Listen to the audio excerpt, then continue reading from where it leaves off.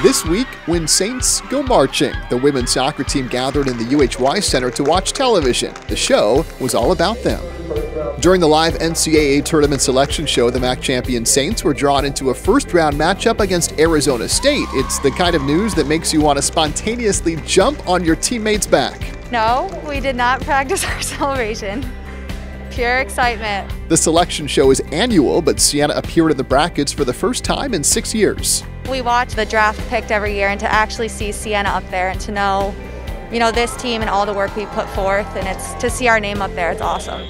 Despite COVID interruptions and an 18-month gap between games, the Saints secured the #1 seed and then beat four-time defending champion Monmouth in penalties to earn the NCAA tournament berth. I've heard from so many alumni and members of the Siena community, and I think everybody is excited and enjoying it with us. I think it's a real bright spot in a difficult year. No MAAC team has ever won an NCAA tournament game. Siena gamely battled Arizona State in a 4-0 defeat. Earth Day is now celebrated over Earth Week, and instead of one project focused on the environment, Siena tackled nearly a dozen.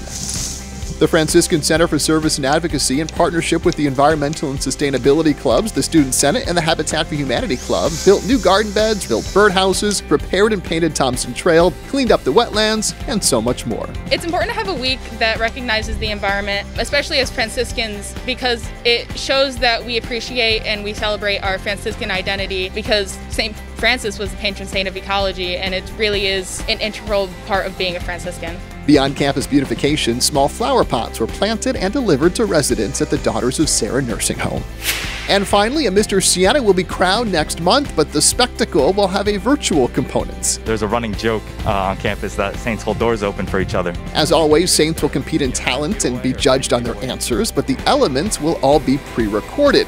May 13th at 9 o'clock, the event will be streamed, which is new, but the raising money for Habitat for Humanity has always been the mission. In fact, event chair Abigail Sheridan took on the responsibility after a Habitat trip last year. The trips are great because you get to spend a week doing service and you get to meet the family sometimes of the house that you're building. And the construction is really meaningful because you know what a good cause it's going to.